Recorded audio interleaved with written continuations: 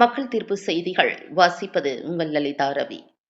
கோவை மாவட்டம் கோவை மதுக்கரை ஊராட்சி ஒன்றியத்துக்குட்பட்ட மல்லமாச்சம்பட்டி ஊராட்சியில் சேகரிக்கப்படும் குப்பைகள் மற்றும் கழிவுப் பொருட்களை ஈச்சனாரி செட்டிப்பாளையம் சாலை ரயில்வே கேட் அருகே உள்ள பகுதியில் திடக்கழிவு மேலாண்மை விதிகள் 2016 படி எந்தவித விதிமுறைகளும் பின்பற்றாமல் மல்லமாச்சம்பட்டி ஊராட்சி நிர்வாகம் சியோன் நகர் அருகே உள்ள நீரோடையில் கழிவுகளை கொட்டி வருகிறது. இதே பகுதியில் செக்டேம் ஒன்றும் உள்ளது. அந்த செக்டேமுக்கு வரும் நீரோடை பாதைகள் முழுவதும் குப்பைகளை கொட்டுவது மட்டுமல்லாது பல்வேறு வகையான கழிவுப் பொருட்களையும் கொட்டி செக்டேமுக்கு வரும் நீரோடை பாதை முழுவதும் குப்பை குவியல்கள் குவிந்து மலை போல் காட்சியளிக்கிறது. இதில் வேடிக்கையான விஷயம் என்னவென்றால், இங்கு கொட்டப்படும் குப்பைகள் திடீரென தீப்பிடித்து எரிவதால் அந்த தீ பிழம்பிலிருந்து வரும் புகை, மாசுக்கள் மற்றும் நச்சுக்கள் அப்பகுதியில் உள்ள குடியிருப்பு பகுதியில் காற்றில் கலந்து விழுவதாலும் அதனால் அப்பகுதியில் வாழும் மக்கள் மிகவும் சிரமப்பட்டு வருவதாகவும், இங்கு குப்பைகளை கொட்டக்கூடாது என்று கோவை மாவட்ட ஆட்சியருக்கும் சம்பந்தப்பட்ட அதிகாரிகளுக்கும் மல்லமாச்சம்பட்டி ஊராட்சி மன்ற அலுவலருக்கும் புகார் தெரிவித்தும் எந்தவித நடவடிக்கையும் எடுக்கவில்லை என்று தெரிய வருகிறது. இது சம்பந்தமாக இன்று காலை மல்லமாச்சம்பட்டி ஊராட்சியில் ஊழியராக வேலை பார்க்கும் குப்பை கழிவு டிராக்டர் வாகன ஓட்டுநர் ஒருவர் குப்பை கழிவுகளை சேகரித்துக் கொண்டு வந்து குப்பைகளை கொட்டுவதற்கு வந்துள்ளார். அப்போது அந்த பகுதியில் வசித்து வரும் சித்ரா என்ற பெண்மணி அந்த குப்பை வண்டி ஓட்டுநரிடம் இங்கு குப்பைகளை கொட்டக்கூடாது என்று கூறியுள்ளார்.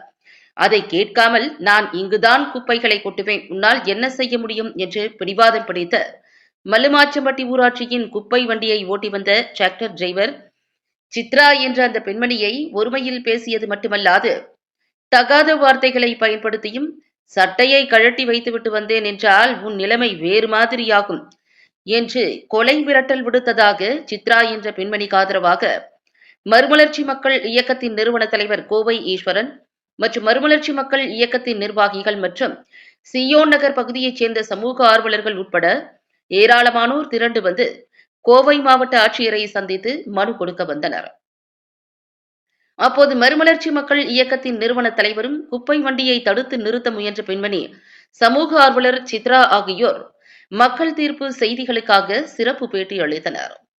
மேலும் பெண்ணென்றும் பாராமல் ஒருமையில் பேசி கொலை மிரட்டல் விடுத்த மல்லமாச்சம்பட்டி ஊராட்சியைச் சேர்ந்த டிராக்டர் வாகன ஓட்டுநர் மீது உடனடி நடவடிக்கை எடுக்கவில்லை என்றால் கோவை மாவட்ட ஆட்சியர் அலுவலகத்திலேயே அமர்ந்து போராட்டம் நடத்தப் போவதாக கூறியுள்ளனர். புகாரை பெற்றுள்ள கோவை மாவட்ட ஆட்சியர் சமூக ஆர்வலர் சித்ரா மற்றும் மறுமலர்ச்சி மக்கள் இயக்கத்தின் கோரிக்கையை ஏற்று சம்பந்தப்பட்ட டிராக்டர் வாகன ஓட்டுநர் மீது நடவடிக்கை எடுப்பாரா என கேள்வி எழுந்துள்ளது.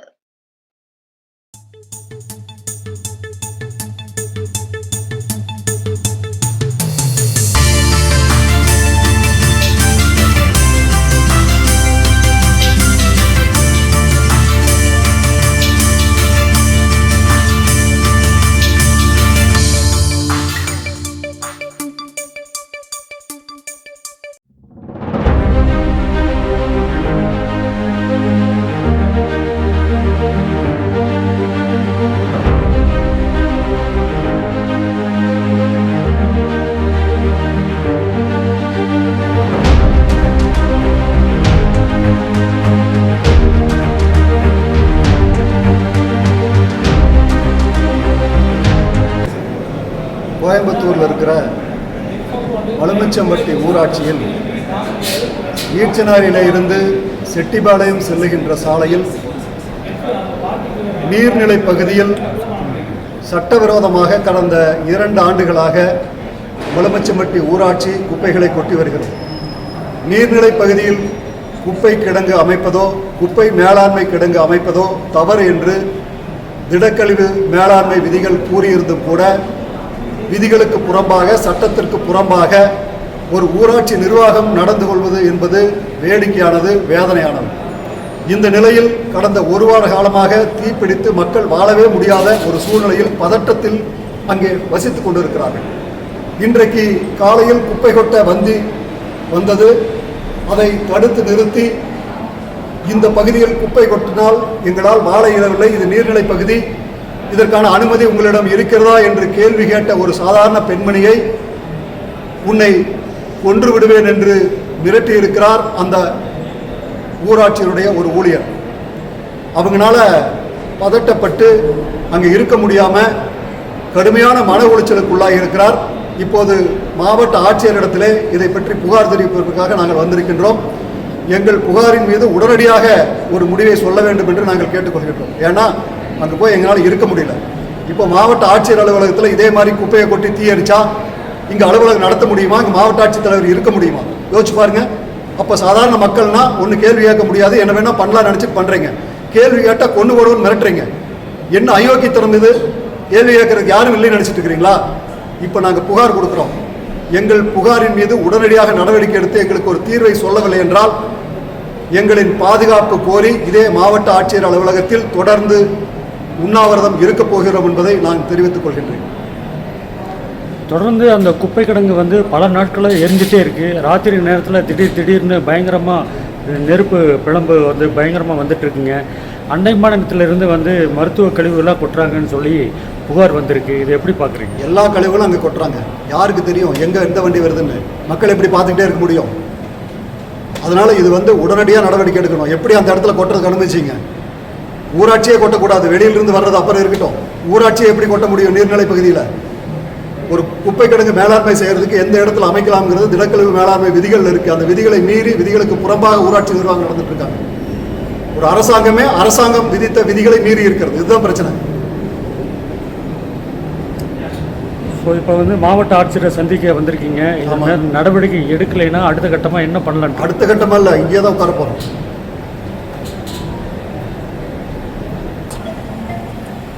என் பேர் சித்ரா. நாங்கள் மலுமிச்சம்பட்டி ஊராட்சியில் தான் அங்கே வசிச்சுட்டு இருக்கோம். 2 வருஷமாக தொடர்ந்து குப்பைகளை கொட்டிகிட்டே இருக்காங்க. அதில் பார்த்தீங்கன்னா ஓடை இருக்குது, நீர்நிலை, அதில் கொட்டக்கூடாதுன்னு சொல்லிட்டு 2 வருஷமாக அந்த போராட்டம் நாங்கள் பண்ணிகிட்டே தான் இருக்கோம். ஆனால் எதுவுமே கேட்குற மாதிரி இல்லை. அவங்களும் நிறுத்திடுவோன்னு சொல்லிட்டு நம்ம தூங்குற டைமில் அந்த மாதிரி டைமில் வந்து உள்ளே கொட்டிடுறாங்க. கொட்டுறது மட்டும் இல்லாமல் அது நிறையா அதிகமானோன்னு திரும்ப தீ வச்சு எரிச்சு விட்டுறாங்க. இதை நம்ம கேட்க போகும்போது நம்மளே மிரட்டுறாங்க, நம்மக்கிட்டே ஆர்கியூ பண்ணுறாங்க. இதுக்கு ஒரு முடிவு நீங்கள் தான் கொடுக்கணும். இன்னைக்கு மாவட்ட ஆட்சியரை சந்திக்கிறதுக்கு வந்திருக்கீங்க. உங்கள் வீட்டுக்காரர் வந்திருக்காங்களா? உங்களை யார் என்ன மாதிரி கொலை மிரட்டல் விடுத்தாங்க? இப்போ நான் தடுக்கிறதுக்கு போனேன் சார். நான் ஒரு லேடி தான் அங்கே இருந்தேன், வேறு வழி இல்லை. அந்த டைமில் நான் பக்கத்தில் இருந்ததுனால வந்துட்டேன். ஸோ அப்போ வந்து நான் போய் தடுக்கும்போது அவர் எச்ச பேச ஆரம்பித்தார். அந்த டிரைவர் தான், இந்த குப்பை கொட்ட நீ என்ன பண்ண முடியுமோ பண்ணு, உன்னால் எதுவும் பண்ண முடியாது, நான் அப்படி தான் கொட்டுவேன் அப்படின்னு சொல்லிட்டு ரொம்ப ஆர்குமெண்ட்ஸ் ஆக கடைசியாக வந்து என் சட்டை கழட்டி வந்தனா நடக்கிறதே வேற ஒன்று, அந்த மாதிரி கொலை மிரட்டல் மாதிரி பண்ணார் சார். அதுதான் ஈஸ்வரன் சார் கிட்ட வந்து நான் சொல்லியிருக்கேன் சார். அவர் இந்த மாதிரி கலெக்டர் ஆஃபீஸ் வந்திருக்கோம், தொடர்ந்து என்ன இதுன்னு பார்க்கலாம். அந்த வண்டி வந்து மலுமிச்சம்பட்டி ஊராட்சிக்கு சொந்தமான வண்டியா? ஆமாம் சார், அந்த ஊராட்சி வண்டி தான் சார். என்ன மாதிரி வாகனம் அது சார்? வண்டி டிராக்டர். குப்பை கொண்டு வந்தார் சார். அதை தடுத்ததுக்கு அவர் நம்மளை அப்படி பேசுறாரு சார். இதுக்கு முன்னாடி 2 நாள் முன்னாடி தான் அவரே வந்தார். போலீஸ் ஸ்டேஷனில் கம்ப்ளைண்ட் கொடுத்தோம். போலீஸே வந்து அவர் கூப்பிட்டு போனார். அப்போ என்ன கமிட்மெண்ட் கொடுத்தாங்கன்னா நாங்கள் கொட்ட மாட்டோம் அப்படின்னு சொன்னாங்க சார். அதே பர்சன் தான் திரும்ப வந்திருக்காரு. அப்போ நம்ம கேட்க தானே சார் செய்யணும். அப்போ கேட்கும் போது நான் அப்படி தான் கொட்டுவேன், என்ன அதாவது ஒரு பிரச்சனையை உருவாக்குற மாதிரி தெரிஞ்சுது சார். உருவாக்கி என்னையே வந்து திரும்ப நான் உன்னை சட்டை கழட்டிட்டு வந்தால் யூனிஃபார்மில் இருக்கேன், யூனிஃபார்ம் கழட்டினா நான் உன்னை வேறு மாதிரி அந்த மாதிரி பேச ஆரம்பிச்சேன் சார். அதனால உடனே நான் ஈஸ்வரன் சார் கிட்ட கான்டாக்ட் பண்ணி என்ன பண்ணலான்னு சொல்லிட்டு அவர் தான் 10 ரூபா இங்கே வர சொன்னார். ஒரு பெண்மணின்னு கூட பார்க்காம தகாத வார்த்தைகளை யூஸ் பண்ணி. ஆமாம் சார், திரும்ப நானும் பேசினேன் சார். ஏன்னா வேறு வழி இல்லை, எனக்கும் அங்கே வேறு ஆப்ஷன் இல்லை சார். ஆனால் அதுக்கு மேலே என்னால் போராட முடியல சார். நான் ஒரே ஆளாக இருந்தேன், போராட முடியல சார். திரும்ப அவர் போக சொல்லிட்டு நான் வந்துட்டேன் சார், இங்கே கலெக்டர் ஆஃபீஸ் வந்துட்டேன் சார். இதுக்கு பர்மனெண்ட்டாக ஏதோ சொல்யூஷன் கொடுக்கணும் சார். இது இப்படியே தொடர்ந்துட்டே இருக்கு.